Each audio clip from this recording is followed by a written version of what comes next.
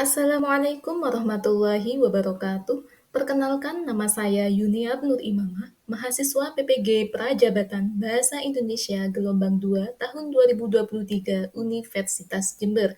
Di dalam video ini, saya akan menjelaskan mengenai kampanye praktik baik penerapan scaffolding pada Zone of Proximal Development dalam materi unsur intrinsik dan ekstrinsik novel di kelas 12 MPLB 3 SMKN 4 Jember.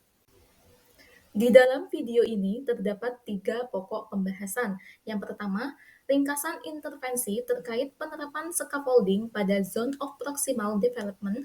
Yang kedua, pembelajaran dan replikasi terkait penerapan scaffolding pada Zone of Proximal Development. Dan yang terakhir, hasil yang dicapai terkait penerapan scaffolding pada Zone of Proximal Development. Sebelum masuk ke inti pembahasan, kita bahas terlebih dahulu mengenai peran guru dan peserta didik di dalam proses pembelajaran. Proses pembelajaran di kelas merupakan upaya dalam mencapai ketercapaian tujuan pembelajaran yang telah dirancang oleh guru sebagai pendidik. Ketercapaian tujuan pembelajaran tidak hanya bertumpu pada peran guru, namun keterlibatan peserta didik juga memainkan peran dalam mencapai tujuan pembelajaran secara maksimal. Ritme pembelajaran yang monoton tanpa melibatkan keterlibatan aktif peserta didik menjadi salah satu penyebab hilangnya minat peserta didik untuk belajar, sehingga tujuan pembelajaran tidak dapat dicapai secara maksimal. Hal tersebut bermakna bahwa dominasi guru di dalam proses pembelajaran tidak memberikan ruang bagi peserta didik untuk mengakomodasi pengetahuannya secara mandiri. Namun, hal tersebut tidak bermakna bahwa guru harus melepaskan kemudinya ketika proses pembelajaran berlangsung. Akan tetapi, peran guru di sini adalah sebagai pamong yang menuntun jalannya peserta didik dalam mengikuti proses pembelajaran. Peran guru sebagai pamong yang menuntun bukan memaksa ketika proses pembelajaran berkaitan erat dengan penerapan scaffolding pada Zone of Proximal Development yang mengacu pada teori Vygotsky. Scaffolding pada Zone of Proximal Development merupakan proses pemberian bantuan kepada anak yang diberikan oleh orang yang lebih kompeten dari dirinya selama tahap awal pembelajaran, dan kemudian mengurangi bantuan tersebut dengan tujuan untuk memberikan kesempatan kepada anak untuk mengerjakan tugas secara mandiri. Dalam kaitannya dengan proses pembelajaran di kelas, bimbingan yang dilakukan oleh guru atau teman dengan tingkat kemampuan lebih tinggi sangat dibutuhkan agar masing-masing peserta didik dapat mencapai tujuan pembelajaran yang telah dirancang. Lebih lanjut, penerapan scaffolding pada Zone of Proximal Development ketika proses pembelajaran diharapkan dapat membangun hubungan yang erat antara guru dengan peserta didik dan antara peserta didik yang satu dengan yang lain. Dalam pembelajaran Bahasa Indonesia di kelas 12 MPLB 3 SMKN 4 Jember, penerapan scaffolding pada Zone of Proximal Development telah memegang peranan penting dalam menumbuhkan minat dan motivasi peserta didik dalam proses pembelajaran. Proses pembelajaran yang dilakukan oleh guru bahasa Indonesia dimulai dari tahap awal berupa apersepsi untuk mengingat materi sebelumnya yang telah dipelajari. Tahap kedua dilakukan dengan menyampaikan materi secara singkat oleh guru sebelum mengerjakan tugas.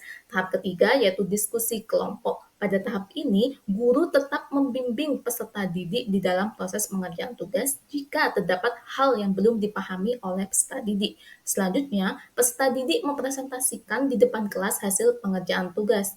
Tahap akhirnya yaitu guru memberikan tugas secara mandiri kepada peserta didik. Penugasan secara mandiri kepada peserta didik merupakan tahap akhir pembelajaran yang mengacu pada tujuan akhir dari penerapan scaffolding pada Zone of Proximal Development, bahwa anak dapat menyelesaikan tugas secara mandiri setelah dibimbing oleh orang yang lebih kompeten dari dirinya.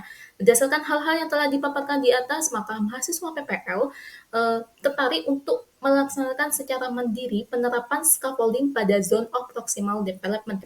Mahasiswa PPL akan menerapkan scaffolding pada Zone of Proximal Development di dalam materi unsur intrinsik dan ekstrinsik novel. Namun, mahasiswa PPL melakukan modifikasi rancangan pembelajaran guna mencapai tujuan pembelajaran secara maksimal. Terdapat dua strategi yang digunakan oleh mahasiswa PPL selaku pengajar, yaitu yang pertama adalah melaksanakan asesmen diagnostik di awal pembelajaran dengan tujuan untuk mengetahui tingkat kemampuan peserta didik. Selain itu, asesmen diagnostik dapat memberikan gambaran dalam menentukan durasi bimbingan kepada masing-masing peserta didik dalam menyelesaikan tugas. Yang kedua, membagi kelas menjadi beberapa kelompok setelah mengetahui tingkat kemampuan peserta didik. Di dalam satu kelompok belajar terdiri dari peserta didik dengan tingkat kemampuan tinggi dan peserta didik dengan tingkat kemampuan yang lebih rendah. Metode pembelajaran yang digunakan adalah diskusi dan penugasan. Pengajar memberikan tugas kepada peserta didik untuk dikerjakan secara berkelompok. Pengerjaan tugas tetap di dalam bimbingan pengajar, namun sebelumnya peserta didik diinstruksikan untuk membimbing temannya di dalam satu kelompok jika terdapat kesulitan yang dialami. Hal tersebut dapat membantu proses pembelajaran terlaksana secara efektif karena waktu pembelajaran yang terbatas.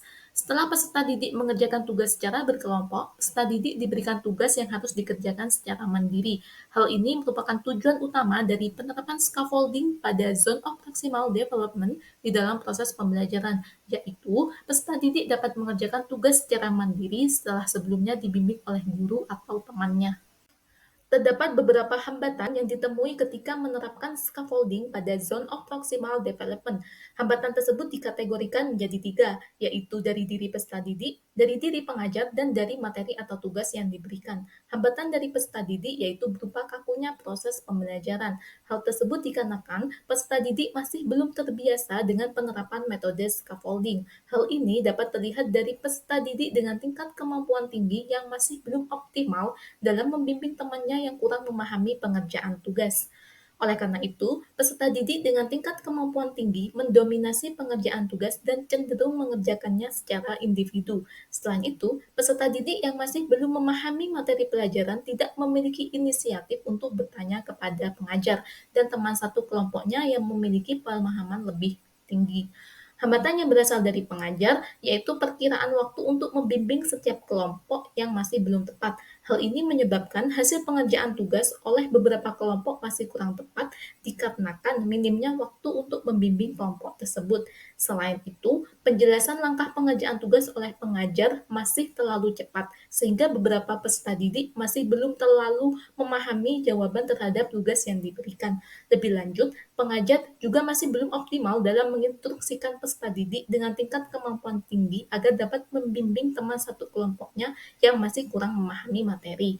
Selanjutnya, hambatan yang berasal dari materi atau tugas yang diberikan yaitu ketidaksesuaian materi atau tugas yang diberikan dengan tingkat kemampuan dan pemahaman masing-masing peserta didik. Hal ini menyebabkan peserta didik dengan kemampuan tingkat lebih tinggi tidak dapat mengeksplorasi pengetahuan dan tidak dapat meningkatkan pemahamannya ke tingkat yang lebih tinggi. Selain itu, hal tersebut juga menyebabkan peserta didik dengan tingkat kemampuan yang lebih rendah merasa kesulitan untuk memahami materi dan mengerjakan tugas yang diberikan.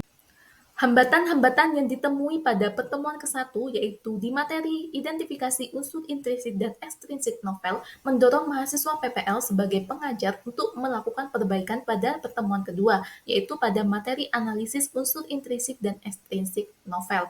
Perbaikan pertama yaitu dilakukan pada materi pembelajaran atau tugas yang diberikan disesuaikan dengan tingkat kemampuan atau pemahaman peserta didik. Selanjutnya, perbaikan yang dilakukan oleh mahasiswa PPL selaku pengajar yaitu optimalisasi peran pengajar dan peserta didik dengan tingkat kemampuan yang lebih tinggi untuk membimbing peserta didik dengan tingkat kemampuan yang lebih rendah. Setelah melakukan perbaikan pembelajaran yang mengacu pada hambatan yang ditemui di pertemuan ke-1, secara keseluruhan tujuan pembelajaran telah tercapai dengan baik. Hal tersebut dapat dilihat dari nilai asesmen sumatif peserta didik yang berada di atas KKM 75. Meskipun masih terdapat beberapa peserta didik yang masih nilainya berada di bawah KKM. Namun, di dalam proses pembelajaran, yaitu pada pertemuan kedua, terdapat perubahan signifikan di dalam diri peserta didik. Peserta didik mulai terbiasa dengan penerapan scaffolding pada Zone of Proximal Development.